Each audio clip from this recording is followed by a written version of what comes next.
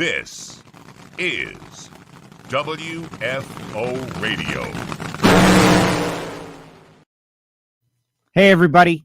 Happy Monday. WFO Radio is back. The elusive Monday show that never happens because Monday's for other stuff, except today on this glorious Monday, we're going to check in with the 2021 Lucas Oil Competition Eliminator World Champion, Bruno Massel, who becomes one of 5 three-time Competition Eliminator winners. We're going to talk with Bruno just seconds from now, and there's so much to talk with Bruno about, like Comp Eliminator, which is like the most hardcore of all drag racing categories, in my opinion, right? Because it takes a lot of knowledge and a lot of understanding, and there's elements that are complicated. We're going to talk all about it, but you also get this amazing wide variety of machinery, and you get innovation, and you can still dream things up, as he did to go on and win this Competition Eliminator World Championship. So if you're a fan of Comp, if you're a fan of Bruno, because we also got to talk to him about television stuff, right? Because he's Bruno. Share the show, retweet. Those of you watching out there on YouTube, we appreciate you guys as well. Before we get to Bruno, though, I'm going to tell you about the rest of the week and tell you about the people who make it possible for me to go WFO. All right, tomorrow, Reinhardt, 1 o'clock, normal stuff. We're going to talk about the whole Alan Johnson situation. We're going to talk about the preseason test out there in Arizona. It is going to be great. Alan Reinhardt, 1 o'clock. Wednesday through the rest of the week, no shows. What? I'll be heading out to the test on Thursday morning. I will be at the test. There will be coverage. So follow all the WFO Radio social media channels for various coverage from the test at Wild Horse Pass. And I do want to mention Competition Plus has always been a great friend of WFO, and they share our stuff, and they have been very helpful. Bobby Bennett has been very helpful since the very beginning of WFO Radio, and they will be streaming the test. So you want to know, everyone's asking me, like, where's the test? Oh my gosh, you got to see it. Where's it going to be? Competitionplus.com is going to stream the test for everybody that wants to know. It's going to be great. Good job to Bobby. He's got some great partners on board, and we'll tell you a little bit more about that later on. But first, I got to tell you about the people who are partners of WFO, like our newest partner, FTI Performance Transmissions. Where is it? FTI, get up there. Oh, the logo's not on the screen. There it is. FTI Performance Transmissions.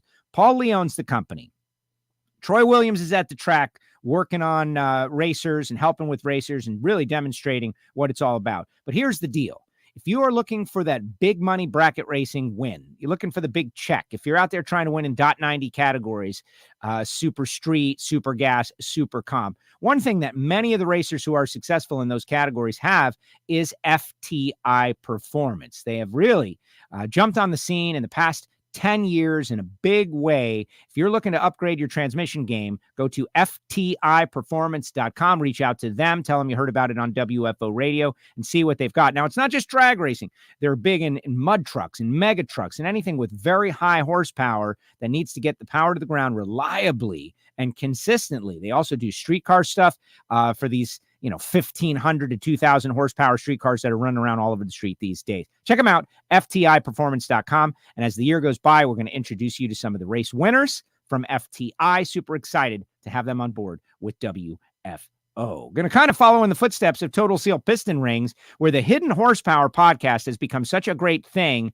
And, not long ago, thinking about Norm Palmer, right? A 3-time Competition Eliminator world champ. We were speaking with Gary Stinnett, who we talked a little bit about Gary on the Hidden Horsepower podcast. And it's so funny to have these in-depth, deep conversations on this podcast, engine building, ring seal, all of that. Well, why do we do it, though? To educate that this technology has advanced dramatically over the last 10, 15 years.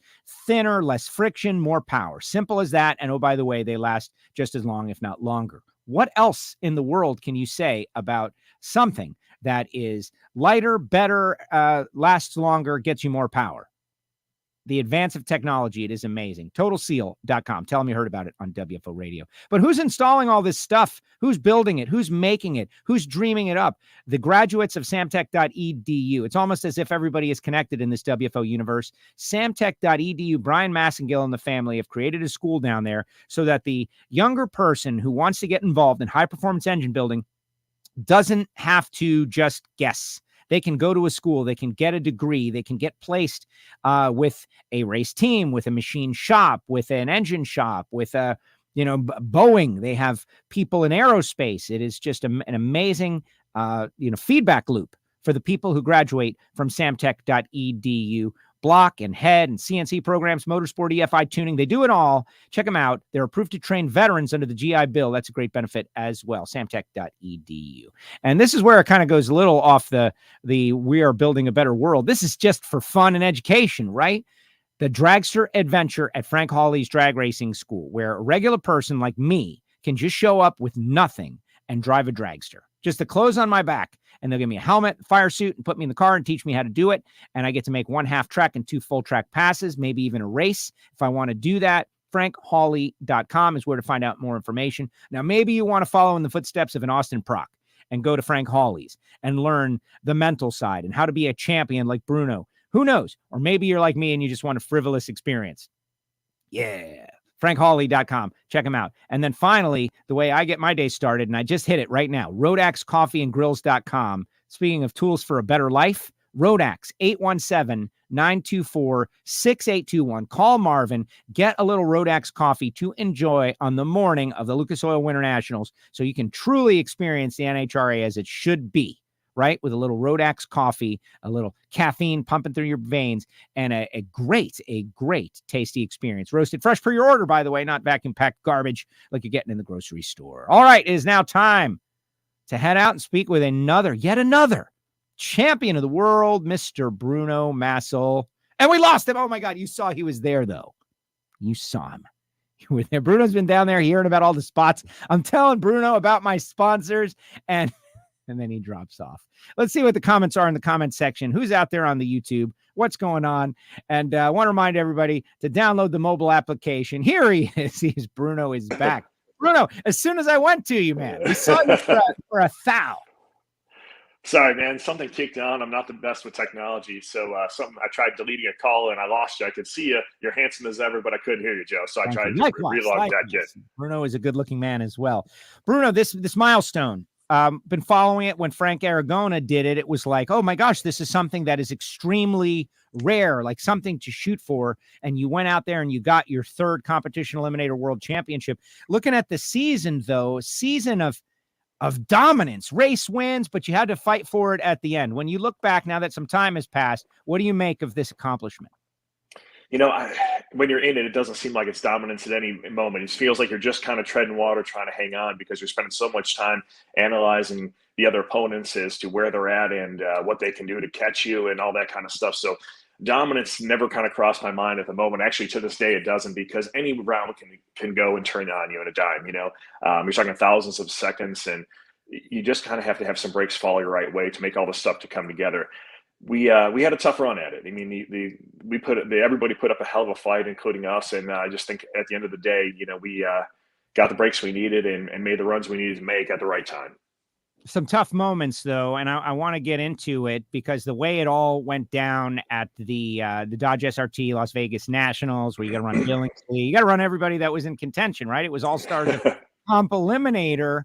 Like, that's how we as fans want those moments to go. How were you feeling in the moment, though? Like, man, this guy's he's in the hunt. He's out here as a blocker. He's trying to beat me. We have to race. Yeah, you know, it was crazy. So you went out to this Western Swing for me, which would it started with a couple double points meets, and then we got into the national event, and I think we're 3 points up heading in. David can't score points there, but he can the next weekend at the divisional. I can score at 2 more nationals, let's say, and I think there's 4 or 5 others, including Cody Lane and Billingsley. I'm sorry, and Greg Camplain. So the scenario is just try and stay clean as long as you can and stay alive as long as you can. With the championship, the potential to wrap it up that weekend, I went in thinking that no matter what it took in terms of index was no consequence. You do this to win a world championship, and I'd be kicking myself till the day I died if I didn't give it everything I had. I lost the championship, led in 2013 all the way down to the Vegas points meet. And I'll tell you, there was nothing more devastating to lead all season and then watch it fall apart on you. So we went in thinking we were going to give it everything we had, but just didn't dream up the scenario that we looked at the ladder after qualifying, and somehow I hooked David Billingsley first round. It is the worst scenario because he's a guy who obviously has got a fast car, is a good driver, knows how to get down a racetrack, and is going to use you up in Comp Eliminator. And the problem, honestly, with the category, one thing I fought all along is if you have a good race in Comp, you're basically you're screwed for the next round, let's be honest, because you become wounded. You lose index, and the guy who just gets a red light gets a free pass. And with comp, you take a hit, and it hurts you moving forward. In this scenario, we were willing to throw the index out the window, but David Billingsley had a great run alongside me. I had to go 59 under to get the win light, and then I've got Greg Camplain, and then I've got Cody Lane. I mean, and for me, I had to win the third round to clinch a championship, and to do so, I'm gonna have to take on basically the top 3 guys in the world to get it done. So I wasn't gonna get a free pass, and no one wants one. But you're like, man, can I catch a little bit of a break here? Right. But that's how you dream it up. Is you want to race the best of the best when the money's on the table, and that's what we did. It was a daunting task. I had a lot of anxiety over it, but it feels all that much better to get it done in those circumstances. No, that's how you dream it up. That's where for writing a script of how it should go, it would go. But yeah, I agree. If it could be an easy one, that you'll take that too. But that didn't happen. But then in the end, and I want to focus on the car and the combination after we talk about winning this championship.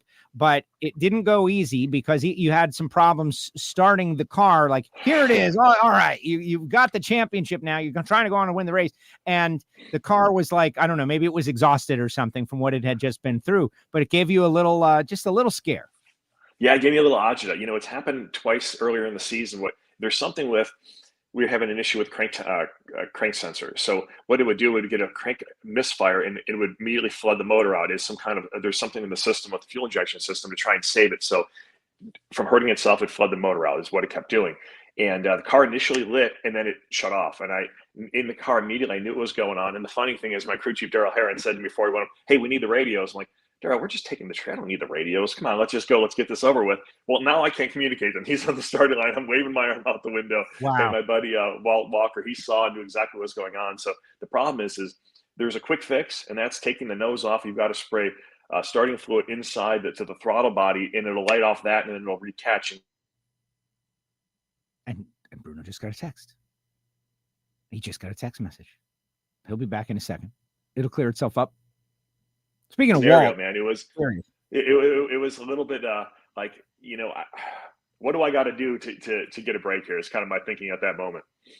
Well, speak about Daryl and Walt, because Walt is a friend, right? Like, Walt has been secretly behind the scenes, helping me. Well, so just to not to complain, but there's a lot going on out there in the world of drag racing that we all, and this from the TV side, got to keep track of, like stock eliminator points, scenarios, all of this. And so Walt is always like feeding me information and good stuff behind the scenes. And I love Walt, and his dad's racing now. It's great. He's hardcore. Daryl Heron. He's a good dude. But Walt, literally, I've been at races throughout the summer, and he'll text me saying, hey, so-and-so is down 4, he's 3, because sometimes at races, I can't catch internet, and we have no idea as to what people are doing. There's a quick turnaround. So I'll get a message from him. He's clean. He's down 3. This is what you need to do. This is where he's sitting. He's probably holding 4. And it's just that extra little bit of information, because comp is so strategic. It helps. It gives you, at least I know what I'm walking into. Well, exactly. And Walt has helped me out a little bit doing that in the announce booth, but that's the nuance of the category, which is also a struggle of explaining it to regular people. We'll get to that.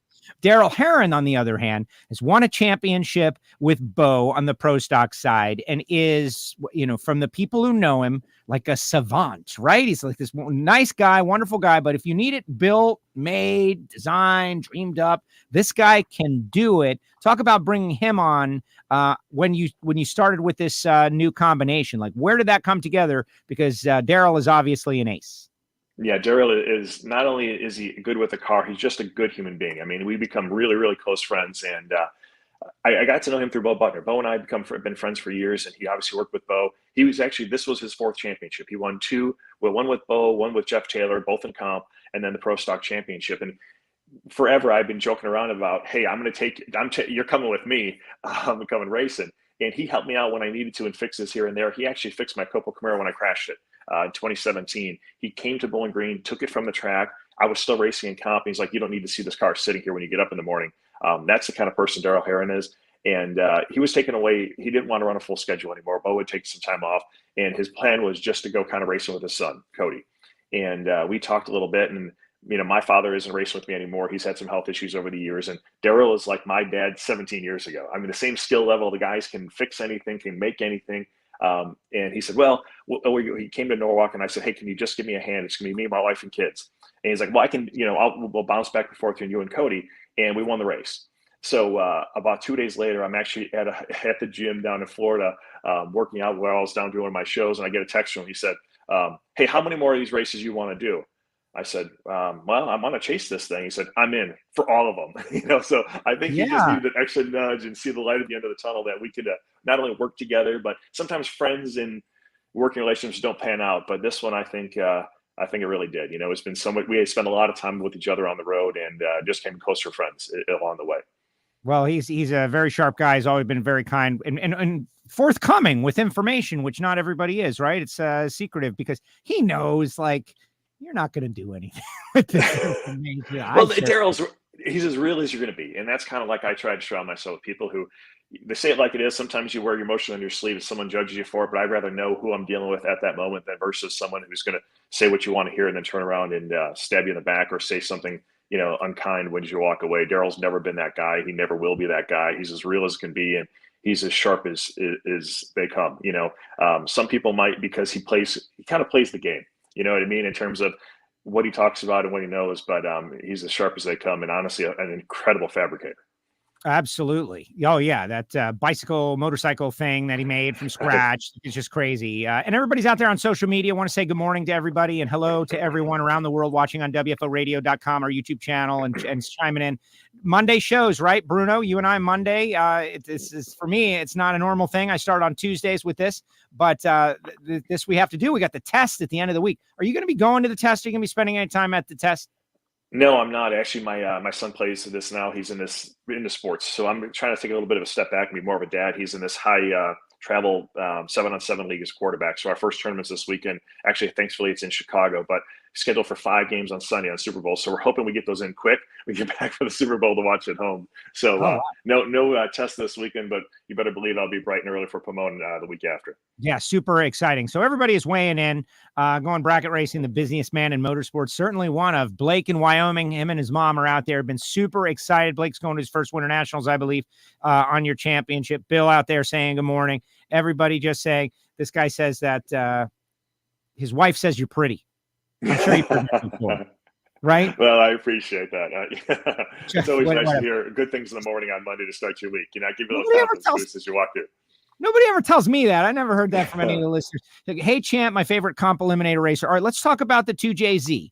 For many years, you went against the grain of like normal conception in drag racing. You had the 4-cylinder Ecotech, and it did real well for you. And it was interesting to talk about. And frankly, in drag racing, it was cutting edge technology, right? Comp Eliminator gave you the freedom to dream up and do what a lot of these import guys were doing and unleash the power of the turbo and small, few cylinders.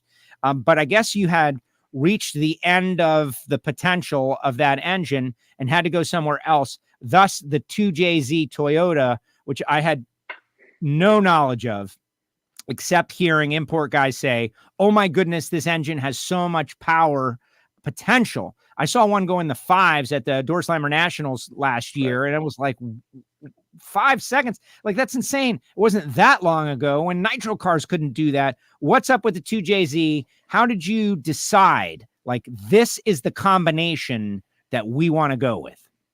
Well, as you said, we ran the Ecotech 4-cylinder stuff through Chevrolet. Had a lot of support from them for years and had a lot of success. At first, we beat our heads against the wall trying to get a handle on the combination. You're taking an engine that was designed to make 200 horsepower, and you're trying to make 1,300. So you're limited to the amount of parts. So we found a lot of fusible links, and you patch those links as you go. But we ran that combination since 2006 and got to a point where index was beat up, and it just had to push it so hard. It became a lot of work to maintain and keep up with. And with a lot of stuff I have going on, it wasn't a feasible combination moving forward and me able to have a life outside of the shop at night, late hours, trying to get the car ready and do engine swaps. So the 2JZ is a platform I fell in love with back when I used to do the NHRA Sport Compact Series. I was one of the hosts of it, and my buddy Brad Personette ran it masterfully, from a driving standpoint to a tuning. And back then he was going 640s. This is 2000 and let's say 5 or 6. He was going to, 240 or 640s at 224 at 183 cubic engine, and it was living. And then that technology has just progressed with the billet blocks and some of the other stuff design these guys have done with it. I got with Mark Mezarowski at Mazworks down in Florida, down your way. He does billet blocks. I got with Brad and kind of put the two of them together. And I said, let's not reinvent the wheel. Let's take what you guys have already done and turn it into a comp, situation. The difference is in those I know the car you're speaking of, it has a Mazworks engine in it. It went 555, I think at 272 is the record, which is insane. But they're able to turbo on it's bigger than my head. I mean, it's ginormous. In comp, we're limited to either the choice of a 174 or two 58 millimeter turbos, and you have no nitrous to spool or any of that kind of stuff. And then you have to weigh its pounds per cubic inch. So with my combination at stock stroke, it's 2,450 pounds. So you've got some limitations in order. And one of the struggles, there's other people who have tried this combination. Justin Humphreys did it years ago, great sport compact racer. There's a Honda team that did it a few years ago, and a group of engineers. John Meany did a few years ago with Bo Butner driving. These are all really smart guys. But the thing is, those cars weren't purposely built for comp. There was an issue with them spooling, being consistent on the tree. You've got to be able to race it like a bracket car. And I think the knowledge, what I learned with the 4-cylinder stuff and how to tame the beast, so to speak, I tried to transfer over to the 6-cylinder, and gave me a good baseline, a starting point. Because if you can't hit the tree, you won't have a fast car for long in comp. So to get it to do what I needed to do, it was a challenge. But I had the right people to lean on to at least get the baseline on this engine program, and it's truly awesome. It really is. I mean, it's so robust. I ran the first motor that I got from Mark. We tested it. We ran 2 races last year to kind of verify that the combination would do what we wanted it to do, right? It sounds great on paper, but until you actually run it, you don't know. And it went well. So I figured this year we're going to take the all-in approach. And I had 75 runs on the first motor, ran as good when I took it out as I put it in, but it was at a point where I don't know what the limits are. So let's not find out on the track. And we did an engine swap. And I can say I never had an engine failure the entire season, which is incredible. And it's an engine designed to handle 3,000 horsepower. So which is crazy at 183 cubic inches. So with what I'm doing to it, it's not even at the threshold of what this engine is capable of. It's amazing that this design came out in the late 90s in the Supras, and here it is 2020, and we're still flogging it to death. Right. Well, that's the thing. And so I've had a personal evolution about the Japanese automakers over the years. Years ago, I was very, anti, just, my grandfather was in World War II, the whole thing, right? But time has gone by. But at that time, I always knew that the Supras had some sort of crazy powerful engine with all kinds of potential, but I wasn't interested, right? But now that I'm a little older and a little wiser and understand better and, everything, I'm kind of doubling back saying, all right, there's something that I missed a little bit. And those runs that happened, a 5-second run at 272, that really opened my eyes, like, what? But the raceability is what you brought up. And a lot of people don't think about that. You've got to be able to stage the car. You've got to be able to cut a light. And that was something that tripped you guys up a little bit. It was what? It was like jumping through the beams or pulling out of the beams. Like to stage the car was the process and the problem. Right. Initially, with the 4-cylinder, didn't make as much torque. So the staging process, the way I do it, you can't use a bump box or, you can have one trans brake wire or one trans brake button with one single split. So those become thrown out. So you have to come up with another way of doing it. The way I did it with the 4-cylinder, it was very manageable. And I had a system.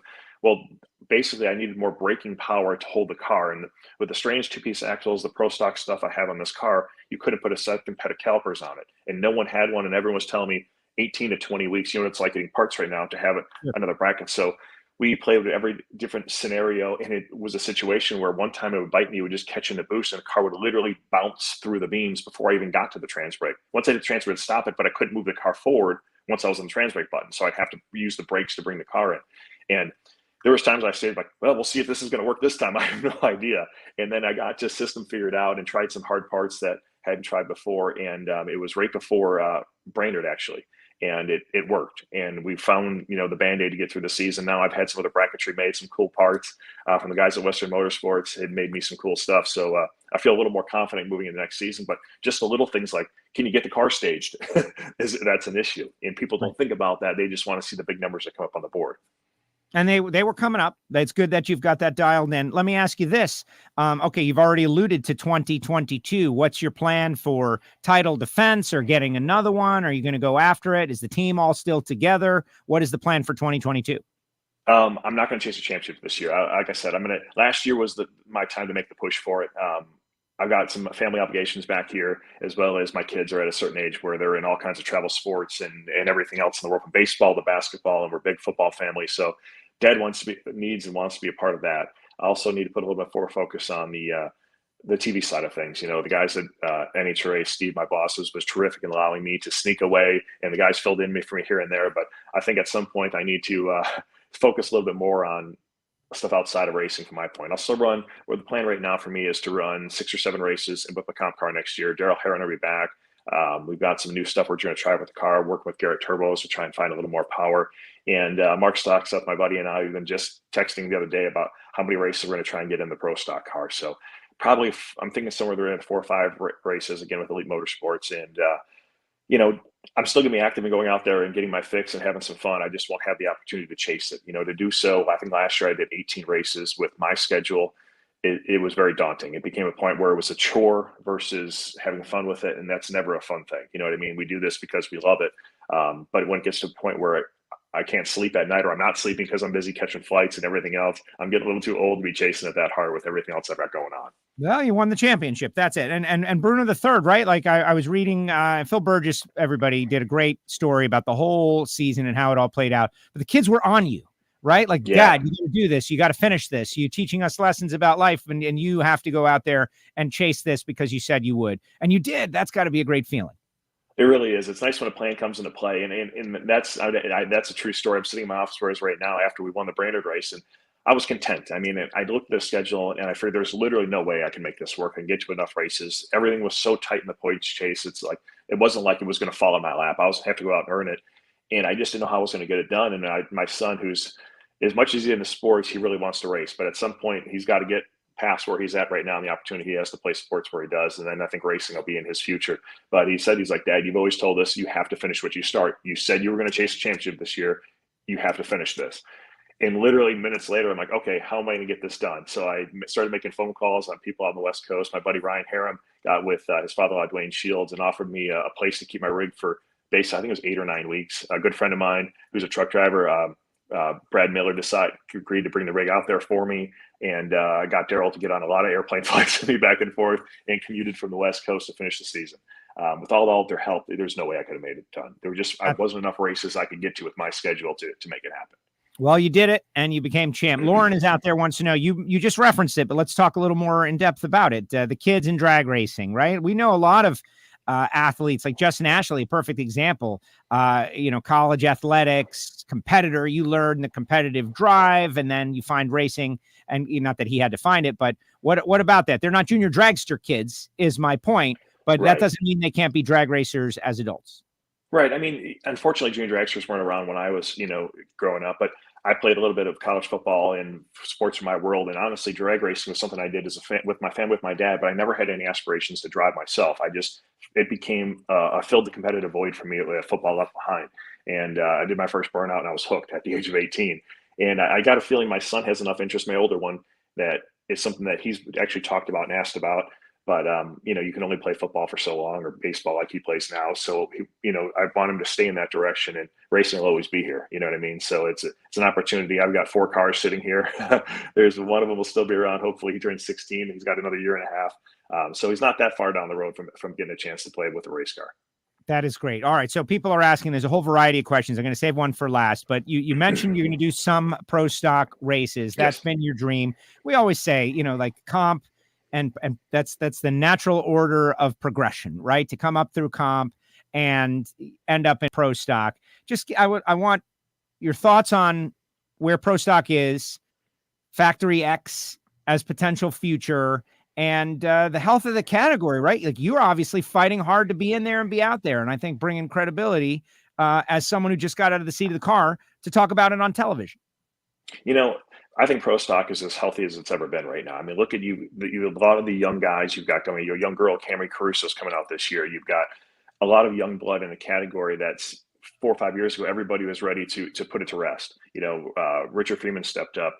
KB Racing stepped up to really support the class when they needed it. And they put their money where their mouth is, so to speak. And they got cars out, and people have really rallied around the category. If you look at the professional categories, I believe that it was the most attended category in the 4 professional categories. I mean, we had 20 cars at seemingly every race. I think you're going to see a lot more of that this year. You've got the Quadras fielding 3, Bo Buckner's coming back.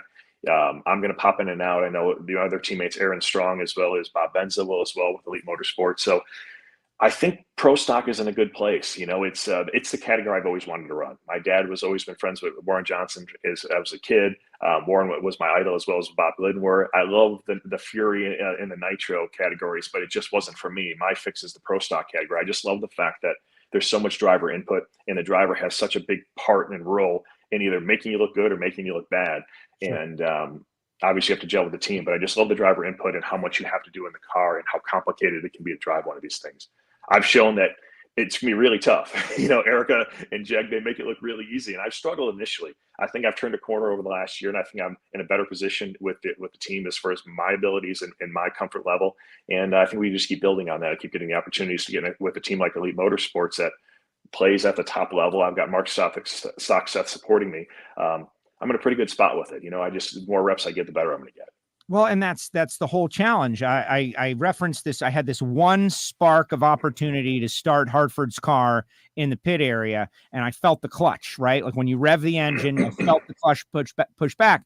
And that alone, like, oh, well, how do they cut a light when that thing is wide open? And like, man, that's got to be really tough because you want to smash the clutch and then you're going to be slow. Like there's all these things that you have to treat it just strongly enough to not slow yourself down, and all these things are going on at once. We do a very poor job of explaining all of that to the fans that think pro stock cars just go straight down the track and run 650. It's hard sometimes in television to get all that point across and go just the deep dives into. I've always tried that when I've had the opportunity to do so, but man, I can tell you, in living it and breathing it, those little things make such a difference. I spent a lot of time. I learned the first season last winter on the practice tree, trying different release points and different ways of doing things, and it made me much better. I'm sure there's stuff I haven't even thought about yet that the top tier drivers are doing to keep them at the level they're at, but you can make strides. There's so much to foot placement, foot release, all that kind of stuff, and getting a comfort level so you're not smashing your foot on the clutch pedal. You're at a comfort level where you're holding it and able to release it quickly. But it's bit me before where the car literally took off me as soon as I decked it because I didn't realize I was too light on the clutch pedal. It's a learning process, and it comes with reps, and it comes with taking time. And unfortunately, I don't get to test. When the first time you see me is Q1, and over the last 2 years, we've only got 2 qualifiers. So I'm thrilled the fact we're going to get 4 qualifiers at some races this year, because that's double the amount of seat time for me, and it just gives me a better shot to come play. Excellent. No, I agree. And yeah, the 2 qualifying sessions mostly out the window, back to 4 most of the time. Everyone's real excited. Walt says you need to go get some of that Brogdon money, is what he says. What's up with the Brogdon money? Come get that money from D4, the Brogdon money. Yeah, Division 4, Roger Brogdon's put up. He just announced it was finalized. He did a great deal last year with Division 4 comp guys. I think it was $50,000 to win the Division 4 championship. This year's $100,000. And he got a bunch of other sponsors to come in and kind of back him in supporting the category. Unfortunately, every race for me is 1,200 miles away, and just doesn't make it very realistic for me to make that happen. If this was my full-time job, was racing that comp car, believe me, I'd be there. But unfortunately, I've got some other obligations that'll keep me from living in Division 4 for a season. Exactly. All right. General assessment of NHRA 2022. Sounds like you're pretty optimistic. I know I am, but give me just an overview as we get ready to go again in what, will hopefully be the most normal season since 2019, right? As we are coming out of the pandemic and things are changing and things are getting better and people are feeling better, as you said, qualifying sessions and fans and restrictions, all that starts to go to the rearview mirror. Most places, Tony Stewart coming in, Alan Johnson moving. There's so many things out there that are on the radar. I wonder, what are your top thoughts as you go into 2022? Honestly, it is like the light is finally here. We needed this shot in the arm just to get out of everything we've been in. The offseason stuff we've seen this year is the most I've seen in my career work doing the television side of things, whether it be for ESPN or Fox. I mean, we've got so many shakeups, so many new team entrants. You've got new team owners. There's so much positive energy right now in NHRA Drag Racing, something that the category or the sport has lacked. Even before COVID, I don't think we were at this much of an emotional peak where I think things can really go to the next level. A celebrity like Tony Stewart, who brings in a different fan base from NASCAR, even though there's a crossover. You've got Austin Prock coming back. I mean, it's going to be a great year. I mean, every championship battle is going to be, I don't see anybody running away with anything in any of the categories. I mean, I just think it's going to be a fought battle from race one all the way through. And with 22 events in the season, it's going to be a fun year. I mean, picking a winner is going to be tough. Let me tell you something. It's anybody's race, I think, in any one of the categories. Exactly. All right, here's the final question. And this is something we're working on this for NHRA social media, like a long-term progression project, right? But, Bob Fry told me, don't ever talk about CIC on the mic because people just don't get it, right? And CIC is that confuses most people. And now, I've figured a method of doing the math quickly and everything.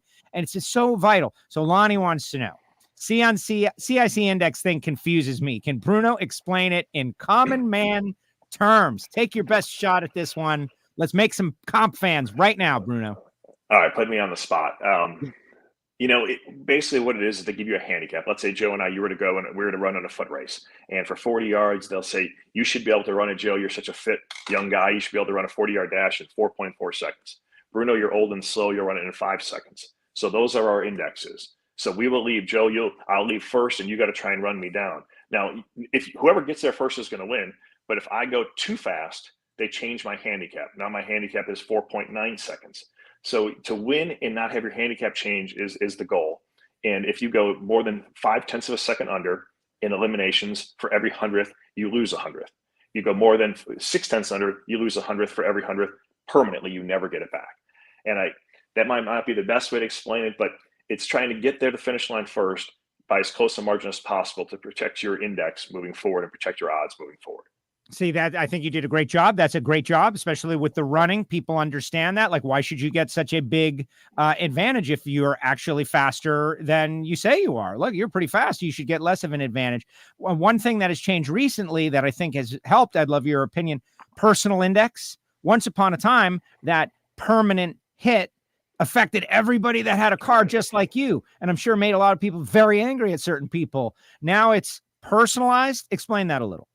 It's not perfect, the system, but I think it was a step in the NHRA in the right direction. I was very against it initially, and actually now I'm in favor of it. So what happens is when I could be sitting at home right now, there's a race in Florida where the conditions are amazing, and it's mine shaft conditions, meaning that, your atmosphere, you're minus 400 feet below altitude, and someone goes out and makes this monster run. Well, I'm sitting in my living room. My car just got a 10th slower. I didn't do anything. So that was really tough to swallow because that would happen at the beginning of the year, the end of the year, and you never even got a fighting chance. I think when I first came out, my first turbocharged car, I lost 0.3 of a second before I even staged the car.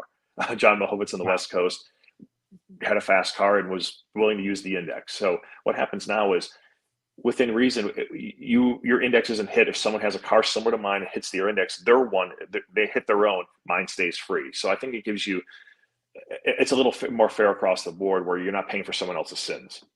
Got it. No, that makes perfect sense. And Walt is still working. He wants that bonus money is what it is. It's like whatever the bonus is, the Brogdon money, the bonus money. Bruno, thank you so much. Can't wait to see you out there at the Winter Nationals. It's going to be great. I'm super excited to get going again. Thank you very much for joining us on WFO Radio to talk about this. Like 5 guys, man, 5 guys. And you're one of them in this whole NHRA drag racing thing. And comp eliminator is such a category that is respected amongst the engine builders, the innovators, and the hardcore racers. Like a regular fan, maybe they don't get it, but the people that really make the sport go, they get it. And you are now one of the elite. Thanks for sharing your story here on WFO. Thanks for having me, Joe. I really appreciate it. It's my first time on, man. So thank you for Monday morning giving me some love, brother. I appreciate it, man. It's been fun. Here's what. Okay, I look forward to seeing you in Pomona. I've been very open lately. I've made so many mistakes like this, Bruno, like where come on, you come on, right? And you have so much information. You don't go on the show because that's my fault, right? It is. We did have you once audio only back in the podcast day, but this is the first live streaming Bruno event. You do not have to win a championship every time you want to come on, just so you know. And that's my bad, guys. It's my bad. You have a lot of fans. I think you know that, but you have a lot of people that follow you and love the way you represent the sport of drag racing. So keep it up. Good luck in 2022. I'll see you out there at the Winners, and thanks for coming on the show. Thanks, buddy. Appreciate it. Thank you, everybody. Later, Bruno. Bruno Massel with us here on WFO Radio. How about that? Just scratching the surface of the knowledge. And, the guy does TV and he does, he was a model, but really he's a racer. He's a drag racer. I should have asked him about the Brainerd Zoo getting shirtless with Steve Torrance. No, I'm kidding. All right, look at this. Bob Falcone. Hi, Joe. John Cerbone is going to run Kenny Delco's second car at Pomona. Oh, really? Is that a little breaking news there, Bob? Thank you. If it is. All right. So, John Cerbone, I want to see that. I want to see that. I am a fan of John Cerbone. I think he is a perfect example of one of the, and I mean this in a positive way, like faceless, super talented people that are living right below the surface of fan knowledge that could, with the right opportunity, potentially have some great success. And John, he's got pro mod car. He's got cars back home. He's from the Northeast. And I always saw him working on Kenny Delco's car. And finally we got to be, buds and talk. And next thing you know, he's in Factory Showdown and he's driving well and having 00 lights and winning races and 400-foot wheel stands, examples of courage. And now he might get a shot in a pro stock car, according to Bob Falcone. That would be great to see. I think he deserves it. Craig Galtieri out there. Sorry, Craig. Probably one of the best comp racers of all time. Yeah. Frank Aragona, Bill Meropoulos, Norwin Palmer, David Rampy, Bruno Massel. Yeah. Probably one of the best comp racers of all time. I think that pretty much, he's got the key to the executive washroom, the 3-time champ one. But, I didn't ask him this because he's the fam, right? The fam is I get it. He's got kids. You understand. Tom Brady just retired. Why? Kids. I understand. And it's the right thing to do, by the way, because when you become a parent, you're no longer, your stuff is no longer the most important thing. You have to shepherd the children into whatever's important for them.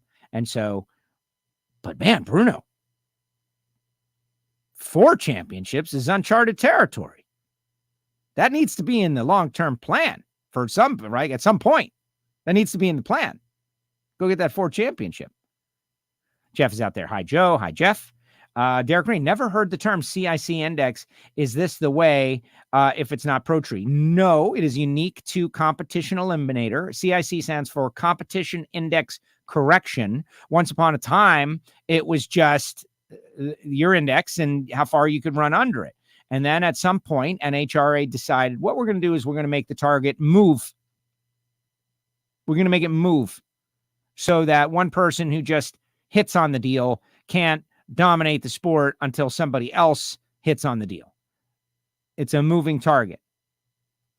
CIC should be used in stock and super stock, in my opinion. I don't know who that is. They have their own thing in stock and super stock. And I'll tell you about the whole Bob Fry thing momentarily, but they have something called automatic horsepower, which gets factored in during competition. If a racer in a class runs too fast, because Competition Eliminator, the indexes are formulated from weight and cubic inches. Whereas in stock and super stock, indexes are formulated from factory horsepower and weight.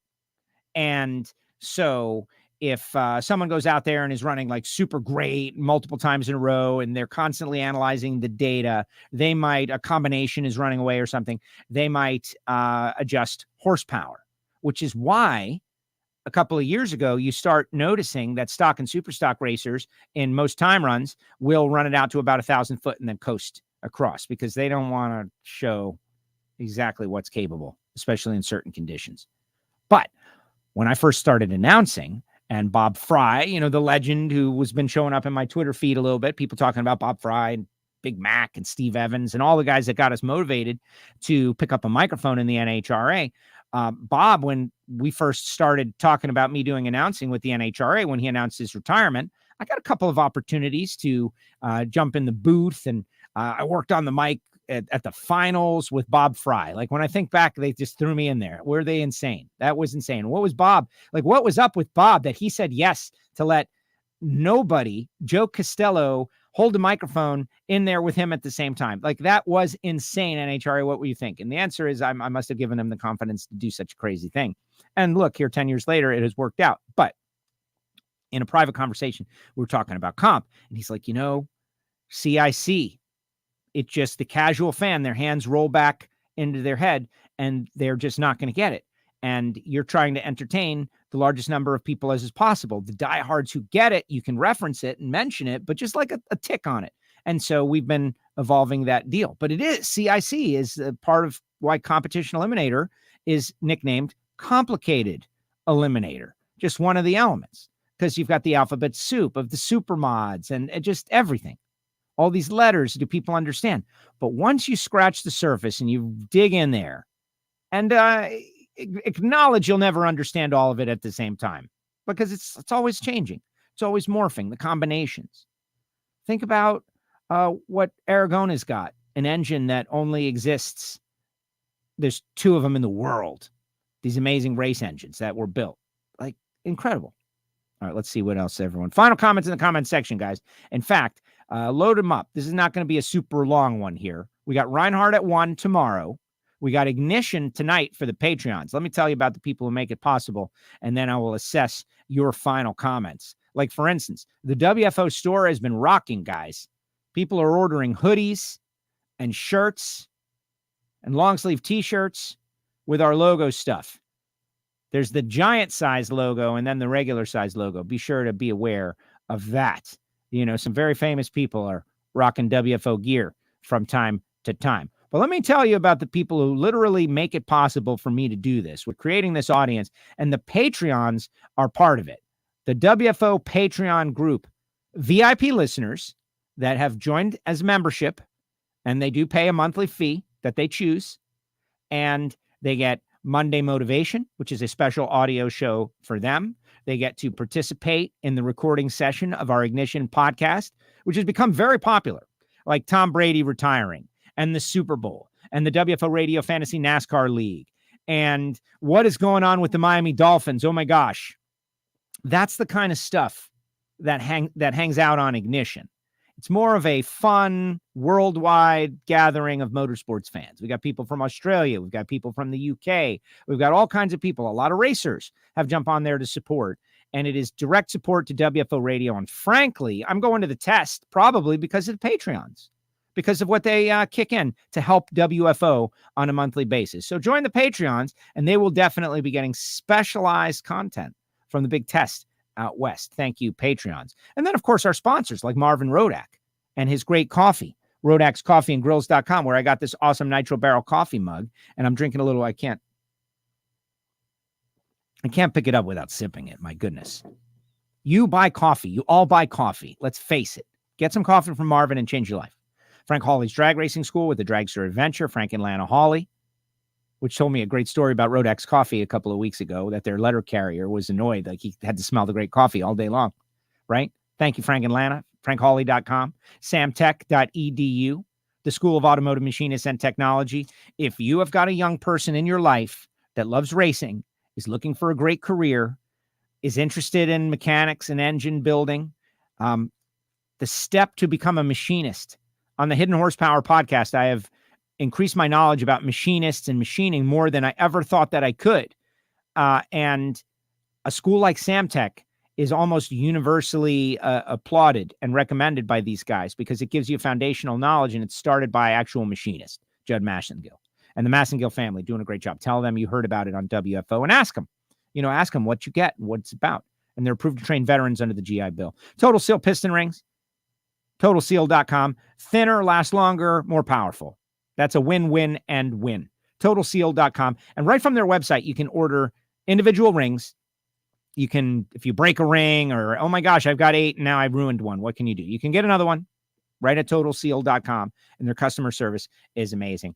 And our newest member to our marketing partners is FTIperformance.com, which is performance racing transmissions. Once we start racing, and I am able to tell you the people who won with FTI Performance transmissions, I think it's going to blow your mind. There have been a lot of transmission companies over a lot of years. These guys have jumped on the scene pretty recently and blew up pretty recently with big money bracket race wins and $1 million race wins, and the people who choose to use them, like the Folk family and the Williams family and the Cummins family and so many others.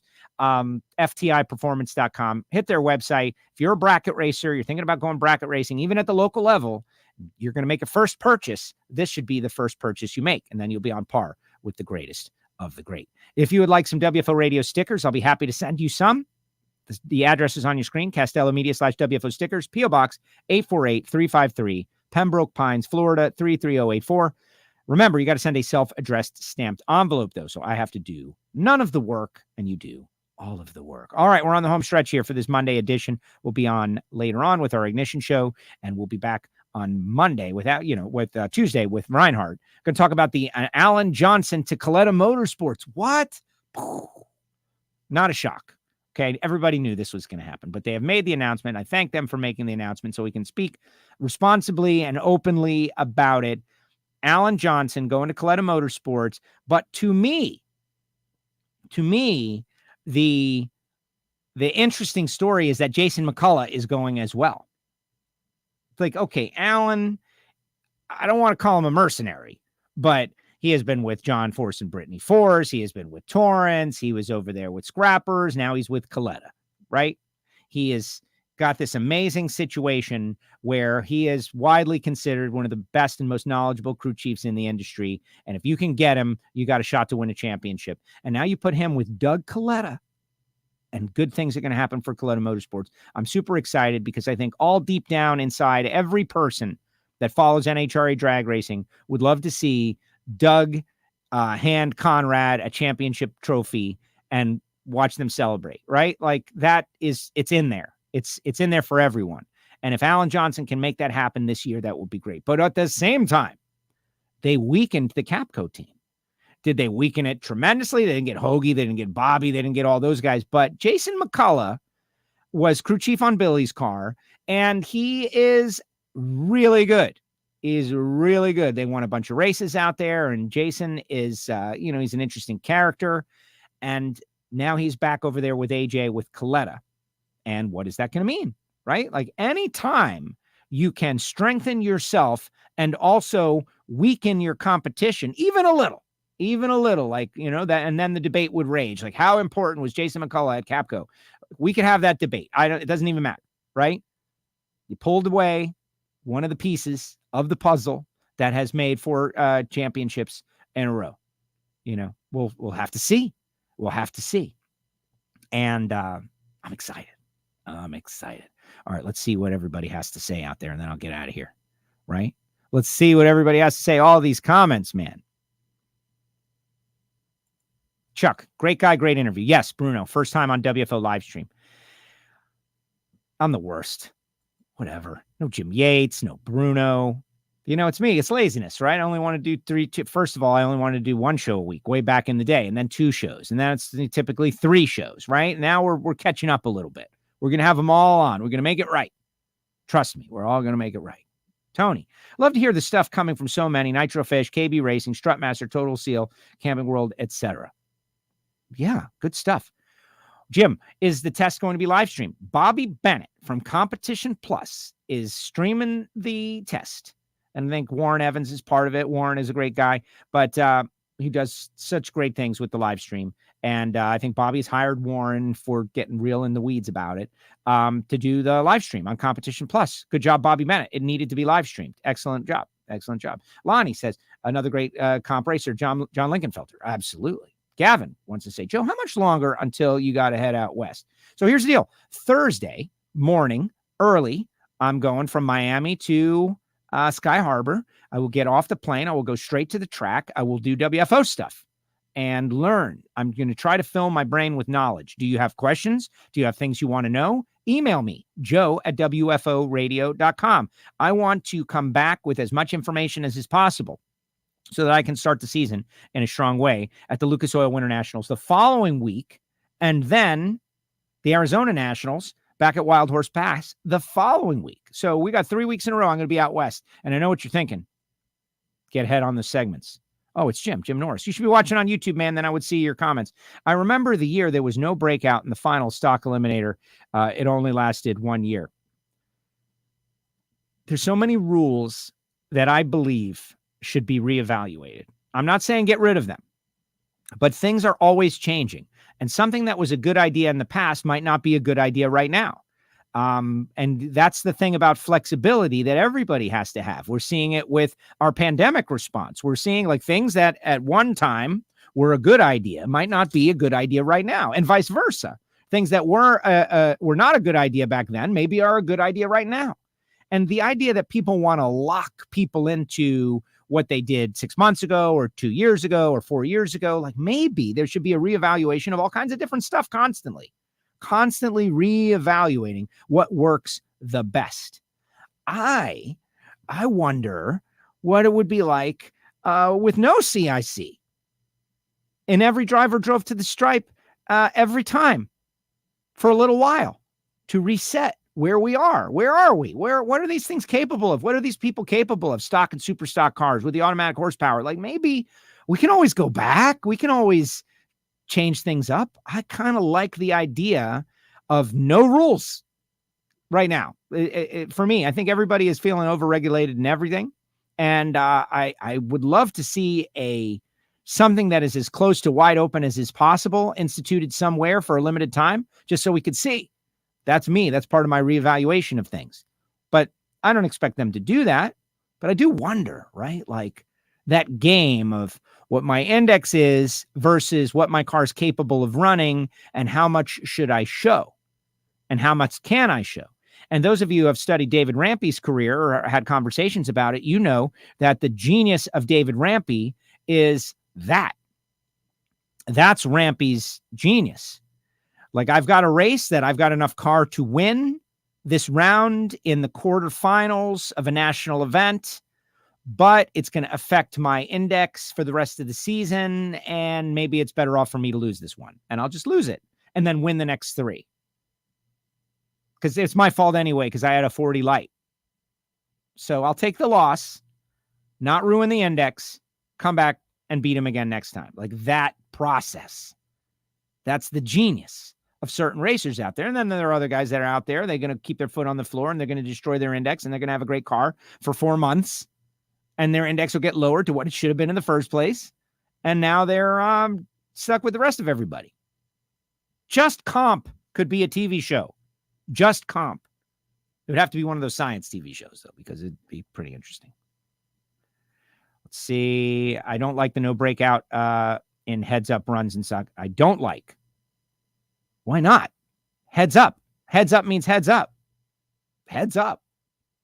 It's a drag race. The biggest complaint about all those categories are that there's a dial in and a breakout. The average fan, like, okay, never, here's final thought. Regular person. Sports enthusiast, sports fan, sports enthusiast, right? Racing fan, racing enthusiast, like the sliver of people that have the intellect to understand and enjoy handicap anything is narrow. And we're doing our best to explain to them. And like in the Matrix, some people are smart enough to wake up and go, wow, this is really cool. Oh my gosh, I didn't realize. But not all. A lot of people just want fast to the finish. That's it. But they don't understand that ultimately that becomes a who's got the most money venture, or who's willing to throw the most at it. Are you going to any of the Sick Week event? I'm not. I'm getting ready to go to Arizona. But Steve Brenwald from Brenwald Media, who does our artwork and such, he's going to be covering it. And so you can follow Steve Brenwald on his Twitter account, Brenwald Media.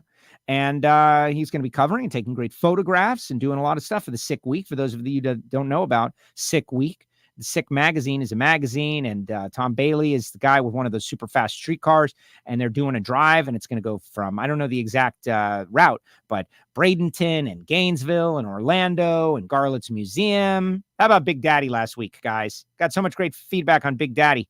I'm going to send you to watch that here in a second. But Steve Brenwald will be out there at the Sick Week media stuff. He will be covering it. So follow Steve.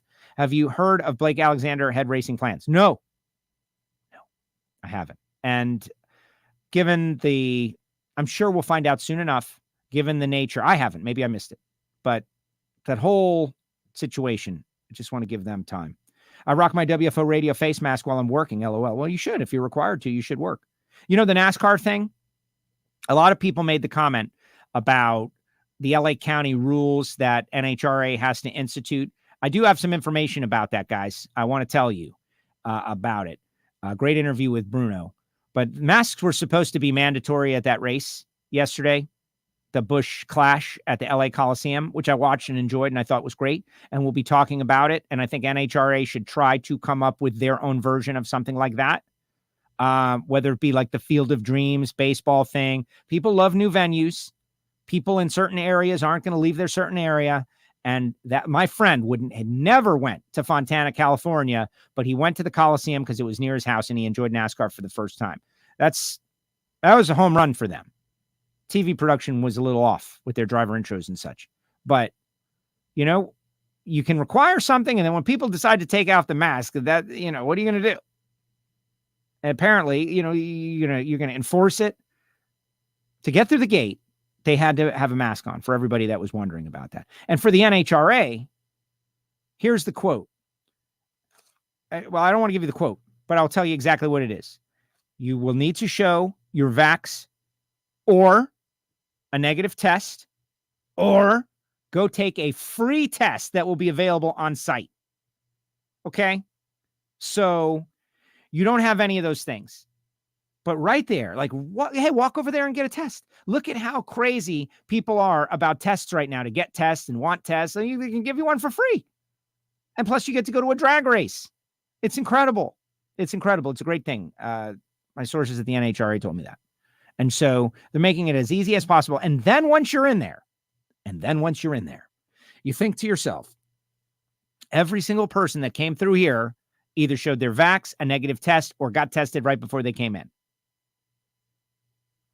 I think that would be giving me some pretty good peace of mind to feel good about where I am and what's going on. Tony, I have an idea for a trophy that would be for the hardest working teams in class. Marvin may like the Hard Grinder Award. Yeah, I don't like using the word grinder, Tony. Not, you know, it's kind of, but maybe. Great interview with Bruno. Thank you, Monica. Bruno's great. Come on, the guy's a pro, right? Like, I did nothing except my light went out, which you guys probably saw. My light went out. I turned on the light, whatever. Wonderful show. Thank you for answering my question. Of course, Lonnie. Thanks, Comp Plus. Yeah, Bobby Bennett. I'm on YouTube. Well, then it says Facebook user.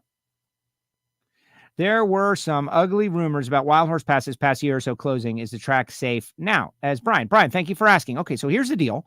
The rumors going around like gangbusters, and Alan Reinhart is our reporter, and we'll talk to him tomorrow about it. But from what I understand, there was like in the distant future, this is what the property could look like plan that was put out there. And everybody just ran with that and said it's closing immediately. And no, it's safe for now is the answer. Is anything safe forever? No, it's not. Like the earth is not safe forever. One day the sun is going to supernova. I think the sun is going to supernova. For those of you who know more about astronomy, you would know that. At that point, the earth will not be safe. But as of now, Wild Horse Pass is safe. They're having a race this year. We're going to the race. I hope to see you there. Jim Norris, I lied. Now I'm on YouTube. See, and you can see his comment. That's the difference. Thank you, Jim, for the wonderful explanation of why being on YouTube as opposed to in our Facebook group is better. Well, in Facebook group, while on YouTube. Facebook group, YouTube. Maybe I should just take it out of the Facebook group. I don't want to deprive those people. Safe travels to you and everyone else heading out. Have fun. Be safe. Happy hot rodding. Y'all well done, Joe. Thank you, Tony. Jeff says, no rules equals financial ruin. Well, exactly. I want to see it, but I don't want to pay for it. It's probably going to take forever waiting to get a test that, well, look at you, the ball of positivity. How do you know how many people they're going to have? How do you know? The NHRA wants to get people in and out. I feel like that's the kind of thing that they're going to try to hustle along as fast as is possible. Get there early, Steve. Steve would rather be hanging out with a bunch of people that got COVID coughing on him. Old racer, I'd say 50% of the people won't go just knowing they're required to do something. Maybe that old racer, as far as vaccine goes, tired of hearing of it, period. Yes. And who isn't? But this is the situation, old racer. Like, this is the situation. We've got to deal with it. Like wars start and wars end when they do. And in the middle, whenever that period is, people get tired of it. But it's still going. And this is still going. And so what I would say to you is one side of the discussion could be That 50% of the people won't go just knowing they're required to do something. And another idea might be that there's a whole lot of people that are going to feel more comfortable about going because they know they'll be safer than they would otherwise. And what's the math? That's the question. What is the math of the situation? Which percentage is bigger? Which percentage is going to show up more? The people that like to enjoy sporting events but feel concerned about being safe, or the people that don't want to do anything and, like you and me, are tired of hearing about it. Tired. Yeah, me too. Except you being tired and me being tired has nothing to do with anything because it's still continuing. It's still reality. Like, this is a perfect example of, like, some people want utopia. I want life to be perfect. I want things to be perfect as I see them. Yeah, me too, man. I do. But it's not, because it's real life. Jim Norris, Bush Clash was awesome, I thought. I did too. I loved it. I thought it was great. It exceeded all my expectations, honestly. Great show, Joe. Just adding one more thing to Bruno's schedule. I'd be scared to see what his calendar looks like between TV, his own racing program, NHRA. How did he find the time to win comp? He did great. And I didn't read this, but here's his race results. Win, win, runner-up, semi, win, win, win, and win.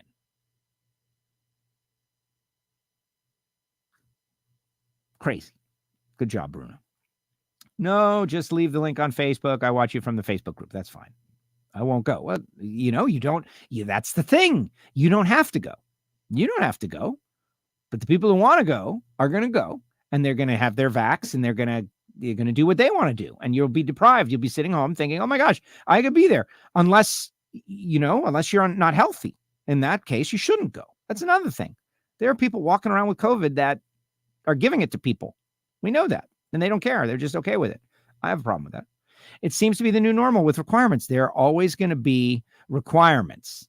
And Mike has put up a comment that I will not show on my screen because it is just so insane. Sorry, Mike. That's over the line of insanity. I will definitely be at the Winter Nationals. Hopefully I'll be able to get a media pass. It's not, if not, I'll still be there. Good job, Steve. And we're going to have a great time. And that is the most important part.